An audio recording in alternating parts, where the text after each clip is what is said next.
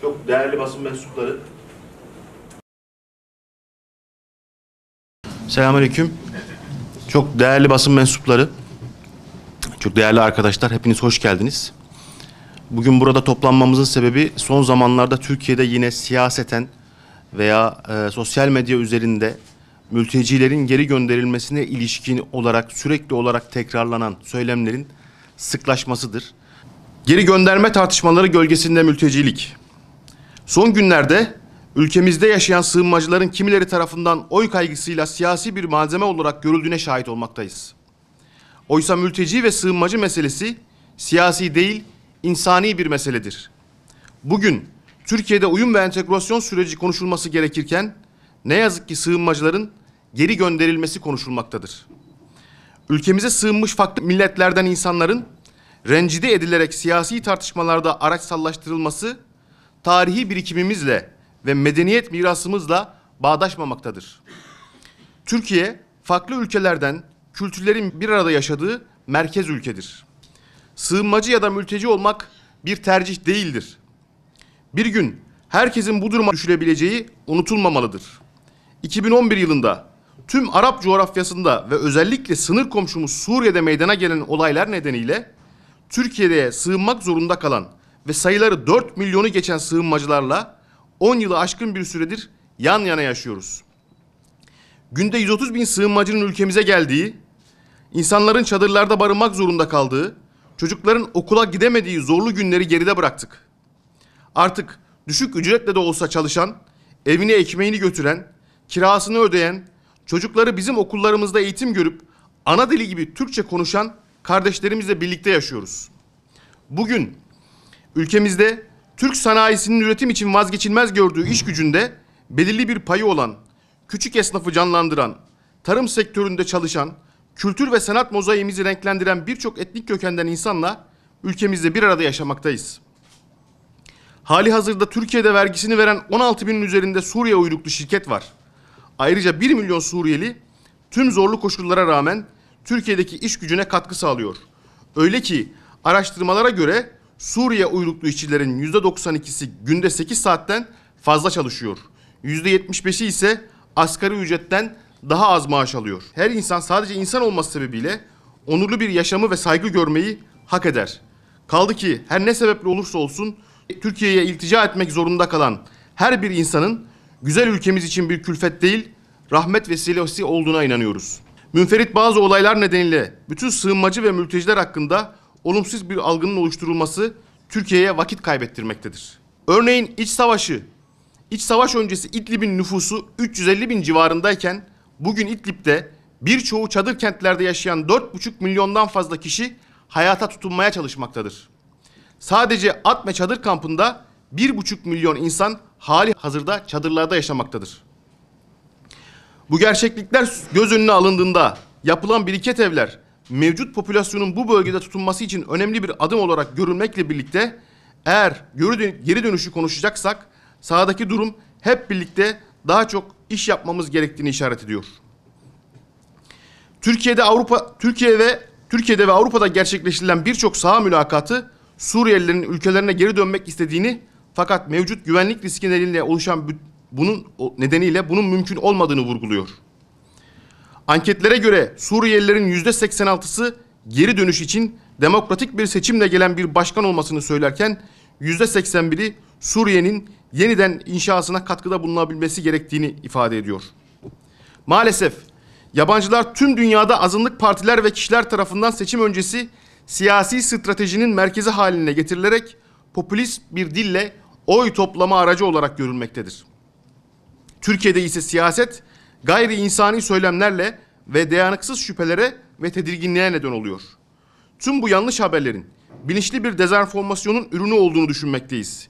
Nitekim başta Avrupa olmak üzere dünyanın çeşitli yerlerine yerleşmiş olan Türkiye vatandaşlarının zaman zaman maruz kaldıkları ırkçı muamelelerin benzerlerinin Türkiye'deki sığınmacılara ve mültecilere karşı yapılmasını da asla doğru bulmuyoruz. Suriyelilerin geri dönüşüyle ilgili insan onuruna yakışır her söylemi ve insan onuruna yakışır şekilde uygulanacak her geri dönüş projesini destekliyoruz.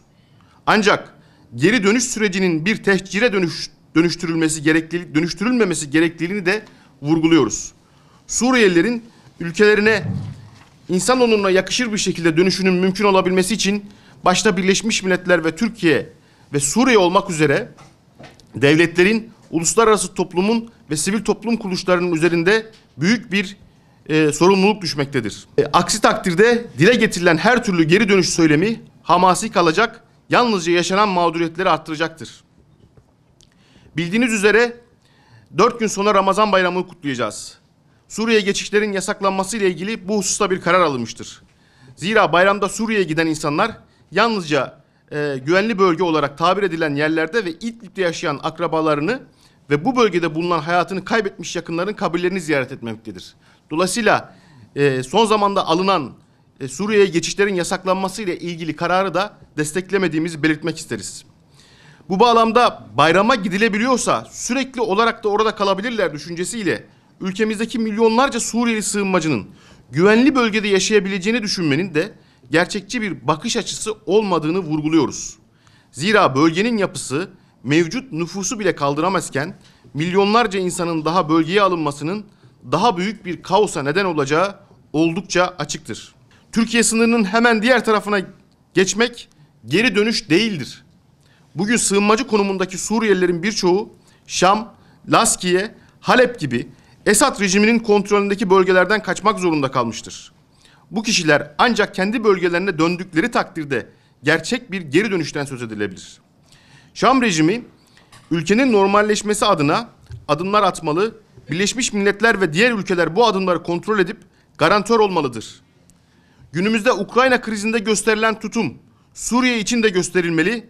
Ukrayna'ya yönelik işgal girişimleri sebebiyle Rusya'ya uygulanan yaptırımlara benzer ciddi, caydırıcı ve kapsayıcı yaptırımlar uygulanarak çözüme yönelik çalışmalar yapılmalıdır. Uluslararası arenada yaptırım gücü bulunan devletler ve Birleşmiş Milletler başta olmak üzere tüm ulusal ve uluslararası kuruluşlar bu konuda tüm ulusal ve uluslararası hukuki yolları, diplomatik kanalları ve ekonomik yaptırım metotlarını kullanarak Suriyelilerin insan onuruna yakışır şekilde ülkelerine ve şehirlerine can ve mal güvenliklerinden endişe duymadan dönüşleri sağlanmalıdır. Türkiye'de özellikle siyasilerin ve medyanın kullandığı dil ve haber yapış şekilleri maalesef mültecilere bizim gözlemlerimiz özellikle alanda, sokaklarda, mahallelerde, caddelerde şiddet olarak, linç olarak, tecavüz olarak, taciz olarak dönüyor. Bu anlamda biz bütün siyasilerin aslında hassasiyet göstermesi gerektiğini her fırsatta dile getiriyoruz. Yine sosyal medyadaki manipülasyonlar, yalan ve çarpıtma haberler bunların gerek yaygın medya tarafından gerek siyasiler tarafından hemen satın alınıp kullanılma çabaları ki defalarca birçok haber yalanlanmış olmasına rağmen bu çabalar da sırf siyasi amaçlar uğruna 3-5 oy uğruna sürekli bu çabaların güncellenmesi maalesef dediğimiz gibi alanda lince ve katliamlara sebep olabiliyor. Allah korusun çok daha büyük skandalların önü açık maalesef Türkiye'de. Büyüyen bir dalga var maalesef. Bu dalganın da önüne geçmek anlamında herkesin üzerine düşen sorumluluklar var. Bu suçlar gerçekleştikten sonra kimse çünkü kendisini aklayamaz. Doğrusu ben bu ülkede Suriyeli sorunundan çok daha büyük ırkçılık sorunu olduğunu altını çizmek istiyorum. Ve ırkçılık sorunu sadece bugün başlayıp bugün önümüze çıkan bir sorun da değil. Bu ülkede 10 yıllar boyunca resmi ideolojinin de maalesef beslediği bir şekilde bu ülkede ırkçılık sorunu vardır.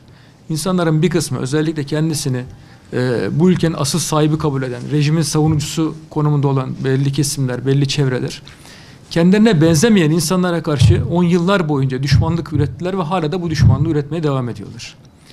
Biz bu ülkede özellikle yani İslami kimliğinden dolayı, inancından dolayı insanların nasıl büyük bir ötekileştirmeye, düşmanlaştırılmaya, yok edilmeye, tasfiye edilmeye çalışıldığını bizzat yaşadık, gördük. İşte 28 Şubat süreci bunun örneğidir. Kürt kimliğine dönük olarak mesela aynı çevrelerin geçmişte nasıl büyük bir düşmanlık ürettiklerini gördük. Onurlu ve gönüllü geri dönüş çok önemli bir ifadeydi. bu onurlu ve gönüllü geri dönüşün aslında altyapısını, hazırlıklarını yapmak. Bunun Türkiye'ye düşen tarafı muhakkak ki vardır. Ama bir de bu tek başına Türkiye'yi ilgilendiren bir konu değil. Bunun önemli bir muhatabı daha var.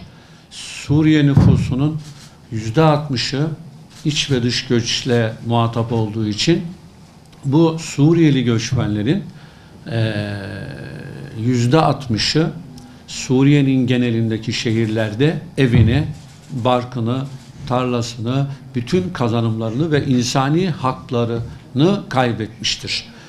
Asıl bu geri dönüşte ve muhakkak ki Suriyeli sığınmacıların kaybettiği, Suriye vatandaşının kaybetmiş olduğu haklarının onlara geri verilmesi sağlanmasıyla gönüllü ve onurlu geri dönüş çok daha vicdani, ahlaki ve mantıklı olacaktır. Onurlu bir geri dönüşten bahsediyoruz ama Suriye kısmında kalan ve muhalif bölümde olan, güvenli bölge içi de dahil olmak üzere Suriyeliler ne kadar onurlu bir hayat yaşayabiliyor sorusunu veyahut da bu sorunu çözümlemeden Türkiye'deki Suriyelilerin onurlu bir geri dönüşünden bahsedemeyeceğimizi de burada tekrardan altını çizmek istiyorum.